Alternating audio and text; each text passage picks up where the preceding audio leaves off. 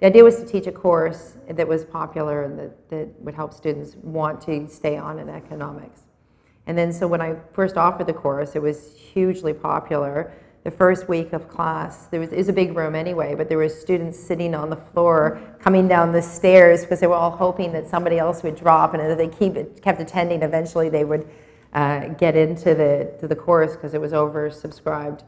And then, of course, it got international media attention as well at the time. One of the things I like about the economic approach is it allows you to strip away moral and political beliefs. Like, it's impossible to read anything today about birth control without it coming at you from some type of moral or political perspective. And I do try to strip away from that. And that's what I like about economics, is because I only focus on measurable outcomes.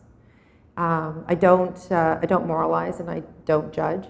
The word should does not appear once in my book, because I just don't see that's not my role as an economist. And so I try to stay away from moralizing. I don't just try, I think I'm successful about it. There's a few things in the concluding chapter that are macroeconomics. The one is about female education, and I think actually that's the part of the book where I actually talk about women who have less education and what happens to those women in the long run, where you have this big gender imbalance in terms of schooling.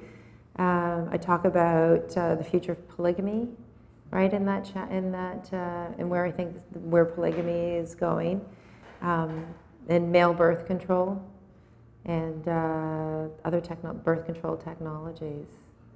So those are the macro factors. But the big macro factor in the book, of course, is education. It's not that they don't get it. They take first year economics and they don't think it's something that they want to keep studying. And so in universities, you have the huge enrollment in the first year classes, but it really dwindles after that because people go on to do things that they can relate to more closely in their own lives. And so this was a second year class to try to encourage students to stay on and study economics and recognize that there's more to economics than what we teach in first year. So for example, when I teach them concepts of like a supply shock, I do like sex workers in Chicago on the July 24th weekend, right? Because there's really good data there that there are demand and supply shocks. And then the students are like, supply shock?